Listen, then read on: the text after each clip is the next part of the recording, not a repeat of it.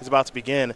On your left, you've got Jarvis Yu, a Legacy Grand Prix champion with lands back in the day. And you've on your right, Tom Ross, whose reputation we all know very well. He'll kick things off with something we're used to seeing. The boss with a turn 1 breeding pool down to 18 and a Glistener Elf. For Jarvis, it's a Gemstone Mine. It'll be a Sakura Tribe Scout as the Gemstone Mine is down to 2 mining counters. You think Jarvis sat down against Tom and was like, really? I wouldn't be thrilled. Really? I wouldn't be thrilled with the pairing. Also worth keeping in mind that last time we did one of these SCG Invitationals, we had Infect win. Now, it wasn't the boss. It was, I would call his protege in Aaron Barrich. Aaron Bossrich. That's right. One of those Bayou boys. As Tom's going to follow things up with a copy of Blighted Agent. Jarvis selecting not to block with the Sakura Tribe Scout, basically saying, look, man, if I'm dead on turn 2, then I'm dead on turn 2, but I need this Tribe Scout. Yeah, that 1 point might actually really matter as well. Tom now can win external with just 2 4-point pump spells. Yep. And a lot of times 9 is really easy to get for the modern version of Infect, 10 a little more difficult. Jarvis going to play a Gruul Turf, picking up the Gemstone Mine and simply pass the turn back. Now, if Jarvis gets to continue to play, we'll see some Sakura Tribe Scout activations, all that good stuff, as Tom is going to come in here with 2 Infect creatures. I'm curious to see if Jarvis will block or not. Like you mentioned, Todd, it's not hard for Tom to be able to kill his opponent in a spot like this with just 2 +4s. Yeah, I mean, it could be and even with a 3rd mana, it can be Vines of the Vastwood kicked as well as one of them. It could also just be a combination of Vines of the Vastwood, Blossoming Defense plus Mutagenic Growth. So there's a lot of avenues to victory here for the boss as he's separating some mana here. I have a Vines of the Vastwood, and I have another, actually I have a +2 here in Blossoming Defense, and I have a Mutagenic Growth, so there you go.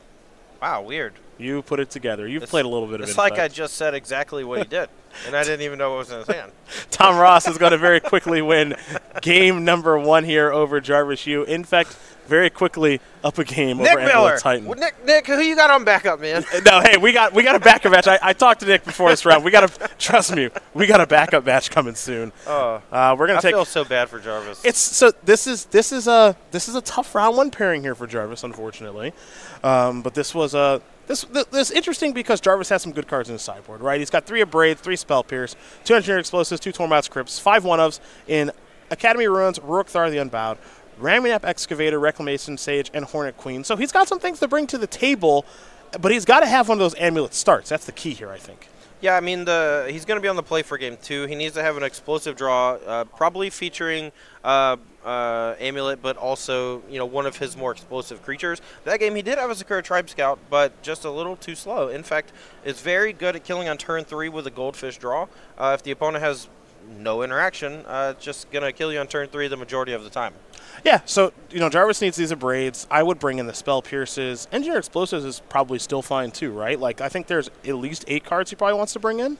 Yeah, those 8 do seem okay. I've never been a huge fan of Spell Pierce against the Infect deck, mostly because trying to counterspell their pump spells is not really where you want to be.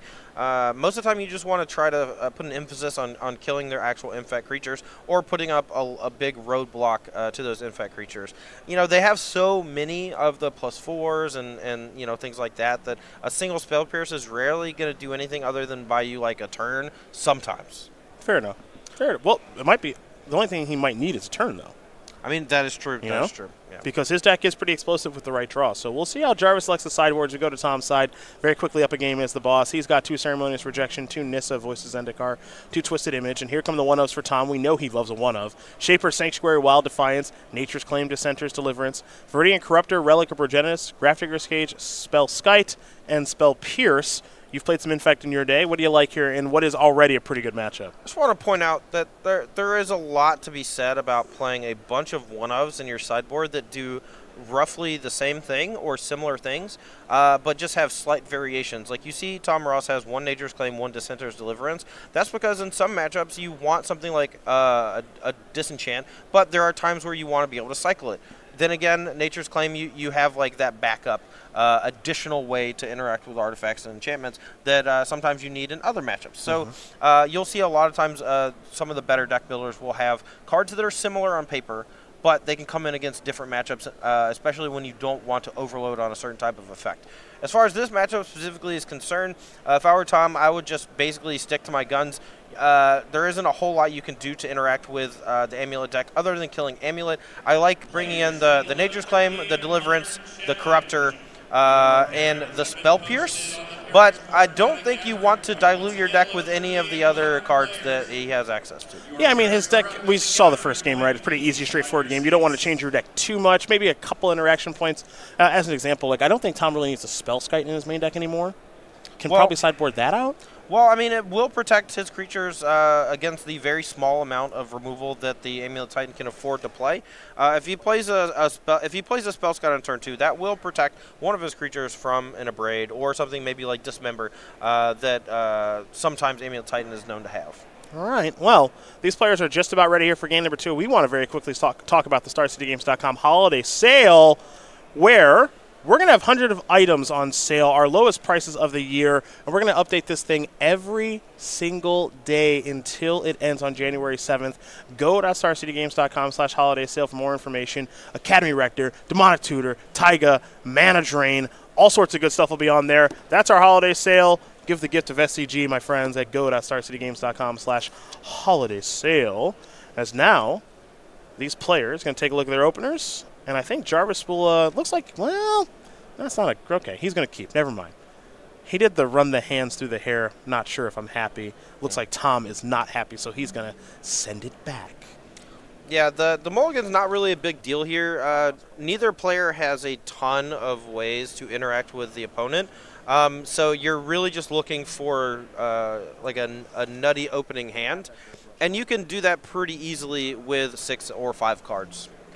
For the boss, he's going to send his hand back, take a sip of the coffee, and work on Invitational Top 8 number 5 here this weekend. Already off to a good start in Roanoke, Virginia, is Tom, the 35-year-old, who now is back in Louisiana. He's got 18 open Top 8s and 6 wins. Invitational Top 8s 4, as I mentioned, looking for number 5 in those back-to-back wins a handful of years ago, and he was the 2016 SCG Tour Player of the Year.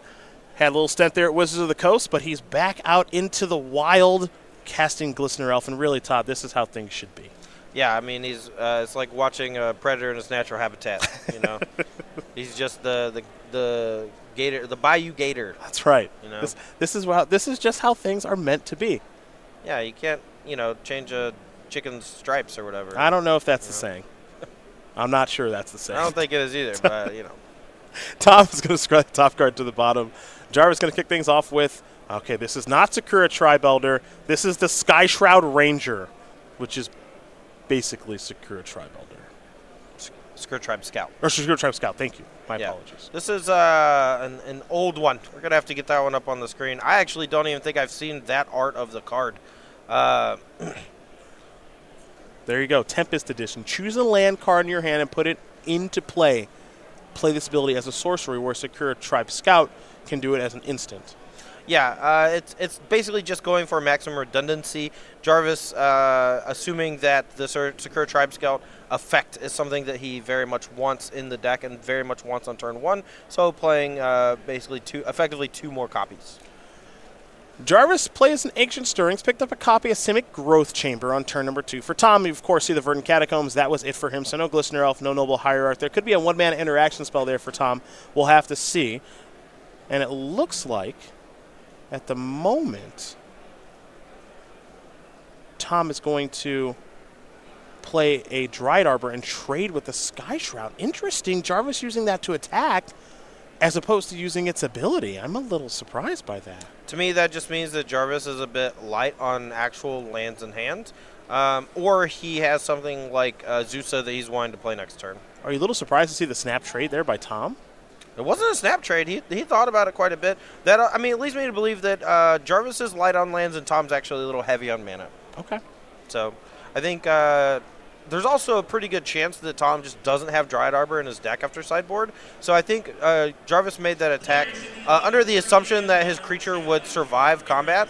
And the fact that it didn't is a little disconcerting. So now Tom is going to sacrifice that Wooded Foothills. Untapped Breeding Pool. And now here is Ceremonious Rejection. Tom putting a huge emphasis on the card Amulet of Vigor here in this matchup. bringing in Ceremonious Rejection with it as the, well, effectively the only target. It does, I guess Jarvis does technically have access to Walking Ballista, so there is some other use of Ceremonious Rejection, but it is pretty light. This will be a Glistener Elf here for Tom. He'll follow things up with an Inkmoth Nexus and pass the turn back over to Jarvis. Speaking of Walking Ballista, Jarvis does have a copy of that in his hand and just drew a copy of Sakura Tribe Scout. A 2-2 Walking Ballista here from Jarvis will go a long way in keeping him from dying over the next few turns. Well, here is that 2-2 Walking Ballista. Now, I was going to ask this question, but Jarvis already answered it for me. You fire off there with the Ballista right away to kill the Glistener Elf, yeah? Yeah, I think there are instances where you can get punished significantly by waiting with things that do damage in the Infect matchups, specifically Mutagenic Growth being free and also just dealing more actual damage in combat is fairly problematic. Smart play there from Jarvis, of course. Going to let the Infect damage come through. If you try to interact with Infect in combat, generally results pretty poorly. So, Jarvis says, I'll take my 1 Infect. At the end of turn, use my Walking Ballista. If you want to use a pump spell now, I don't really care. And the Inkmoth Nexus, it died. So now we head back over to Jarvis. That was actually an interesting turn from both sides. Tom, light on lands, chooses to sacrifice, basically, his Inkmoth Nexus, putting it up for grabs against the Walking Ballista with no way to protect it. And Jarvis actually kind of taking the bait in that regard. And you know, he could have just spent the next few turns just spending 4 mana to put counters on the Walking Ballista and continually check most, if not all, of the threats that Tom would play against him. We got a Cavern of Souls out here that named Warrior. Now it's tapping for mana. Grulturf's going to come down, pick up that Cavern. And, of course, one of the things this deck does so well is it's allowed to play multiple lands in a turn. So naming something with a Cavern is very temporary in this deck. And the Warrior that is being named and about to be played, I think, is going to be Rurik Thar the Unbowed. However, I think Jarvis might be thinking it's prime time.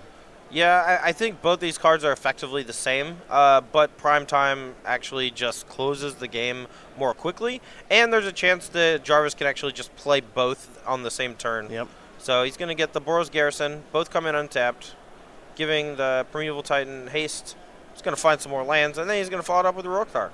Not a bad turn. No. Right? Not a bad turn at all for Jarvis Yu. As he's going to win game number 2 here over Tom Ross. Amulet Titan's going to tie things up here against Infect. You saw that the plan there for Jarvis was to give that Primeval Titan haste, get some more lands, play Rurik Thar the Unbowed, and then all of a sudden there are 2 gigantic creatures, and Tom's simply not going to be able to fight back. Yeah, I mean, I think that was a case of Tom took a mulligan. His hand wasn't particularly good. Jarvis drew one of his few ways to interact in Walking Ballista. And Tom, you know, just kind of sitting on things like Ceremonious Rejection, a couple of pump spells here and there, and just didn't have the time to execute his game plan. Jarvis really took advantage of that. Well, you see both players are going back to the drawing board a little bit here. Going to check out the 15 cards that are hiding out on their sideboard, see if they want to change anything. They're working on that. We're working on our YouTube page, folks, where we're adding more content every single day. You can become one of over 150,000 subscribers if you'd like. And you can check out the Versus series and Versus Live with my old pal Todd Anderson here, huh? Hey, Versus Live. We great. With Brad Nelson and Ross Merriam as well. You got Commander Versus with Jeremy Knoll, Justin Parnell, Jonathan Suarez, and the American Dream, Stephen Green. Flashback that we did with Todd. We've done one with Ross. We've done one with Brad. And Jim Davis as well, who's here this weekend. We got the best of the SCG Tour and a whole bunch more. You can subscribe today over at youtube.com/StarCityGames. As I mentioned, become one of over 150,000 subscribers. Thanks to everybody who's joined. And it's free. It is totes free. Yeah. Which is very nice. You want to know what else is free? Gold Rush Mythic Madness. Oh, yeah. Just type !Gold Rush. That's all you got to do. Right now in Twitch chat. Just do it right now. Just fire it up. Each round, one lucky Twitch viewer will win 2 Gold Rush envelopes. Yeah. Half 2! Of we get to open one on camera and show you what you're going to win. The other one, we're going to mail to you, and you get to see what you win. That's right. So I've got the one that's going to remain unopened. Todd will be doing the busting of the envelopes here this weekend while we're in the booth, and you're going to win both of the envelopes. So that'll be good stuff. For Jarvis Yu, as I mentioned, Grand Prix champion, the 33-year-old from Rockville, Maryland. He's got 4 open top 8s, looking for his first invitational top 8. Now Jarvis, this is actually the first time I've read this player slide. This should be good. Is a professional variance analyst. A classic Magic player strategy to go into that profession. All right, so he's a statistician. Got it. I like that. I like the first title though. He's a huge fan of Snoopy and Peanuts comics. Nothing wrong with that. No, I think Peanuts is one of the more wholesome and just great, iconic American comics. Plus, Snoopy's great.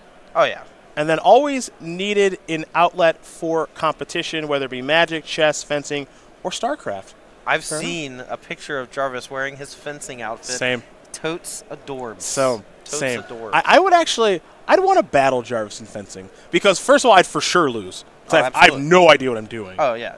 And the only fencing I've ever seen, I've never seen fencing in real life. I've only seen it in movies. It's way different. I bet it's really hard. Okay, so just for the record, any sword fight you've seen in any movie ever is probably 10 times longer than it would ever be in real life. Okay. Sword fights in real life are like swish, swish, dead. Okay, noted. Yeah. Noted. Yeah. I think the only one that is even close to like real is maybe like the Hound versus Brienne of Tarth from Game of Thrones, where like one of them knocks the other one's sword out of their hand, and then they just punch each other to death. That's my kind of sword fight. Yeah, no, that's how I could beat Jarvis at that one. Oh yeah. But if Jarvis has the sword the whole time, I'm DOA. I can't win. Well, it's not even pointy. It's got a thing on the end of it. Oh, it does? Well, yeah, you don't. I guess they don't want you to actually die. That's true. Well, no, I want a real sword fight. I want the real experience. Is what I want. Dismember took care of Sky Shroud Ranger, and now Tom has a Inkmoth Nexus and a Blighted Agent. Jarvis is going to play a Grill Turf, and now Todd. Here's a little tip: if Tom takes his turn fast, you're dead. Yeah. Tom's turn is a little slow. Jarvis is not dead this turn. Correct. He would already be dead. That's correct. Tom also is not sitting up in his chair and doing his wiggle. That's right. So this game is going to continue as Tom's going to play a Breeding Pool untapped. He's going to fall down to 12. Fire up old Inky. Coming in here for, is it just 2? Well, it's going to be 2, and his hand is probably like Vine's Blossoming Defense, and then the game's over next turn unless Jarvis has 2 points of interaction. I see an Abrade in his hand, so there's a chance that he has 2 points of interaction, but we just got to wait and see. All right. Just 2 Infect came across last turn. For Jarvis, you got to be feeling pretty happy about that. Looks like he's going to go to the Kalani Garden and make a plant token. So a 0-1 plant, perhaps our old pal Elliot Raff might be on the way. There's old Elliot the Judge. This is funny because both players actually have ways to make an Elliot Raff token. Tom with 2 copies of Nissa Voice of Zendikar in his sideboard as an option. Good call. You don't see that often in Modern. You do not. All right, what's the follow-up here? Weird. Might of Volcrosia. Weird. Also, I just want to point out, damage-based removal, bad. Not particularly good against Impact. No. A second Might of Volcrosia in this spot would be game over. Doesn't even need anything besides that. There's no way this is good. This Abrade in response to Might of Volcrosia, I would be shocked. Now, Tom has Ceremonious. No! Wow! I could have sworn he had a Vines of Ashwood in hand. It looks like he has Ceremonious Rejection and another Glistener Elf, but Tom without much in that spot. Maybe he didn't expect that piece of interaction. That has to be a Vines of Ashwood in hand. What is happening? I don't know. Untapped Breeding Pool. I think we may have just seen a maybe really big misstep. Maybe Tom missequenced. Yeah, it's possible. He had a land and he had Vines. Well, what he's got is Jarvis at 3 Infect, and he could be dying this turn depending on what's in Jarvis' hand. Jarvis has access to 4 mana. He hasn't made a land drop. He hasn't activated the Sakura Tribe Scout just yet, so we'll have to see. Now, you got to remember, too, Tom's still knocking off the rust. That's true. You know, he's just got back at Vegas 3 weeks ago, didn't play in Baltimore, and now playing here this weekend. Now, Jarvis is going to activate the Sakura Tribe Scout. He's going to put in a Cavern of Souls. That cavern's got to name something. I presume it is naming Giant for prime time, baby. Yeah. So, Tom, he's in a little trouble here, but he can get out of it immediately with a Mutagenic Growth off the top. Jarvis is going to go get himself a Vesuva and a Ghost Quarter. We'll see what Vesuva is copying as we're going to head back over to Tom Ross. He'll draw a card. Now, it looks like that Vesuva copied Inkmoth Nexus. Fire it up. Attack. There is a Vines there. There's a Mutagenic Growth. He drew it! There it is. Mutagenic, Vines. That's the end! we are donezo, I believe. That's 4, 5, 6, 7. Game over. The boss, T. Ross, going to win this game of Matcher over Jarvis Yu. Infect taking care of old Amulet Titan, Mutagenic.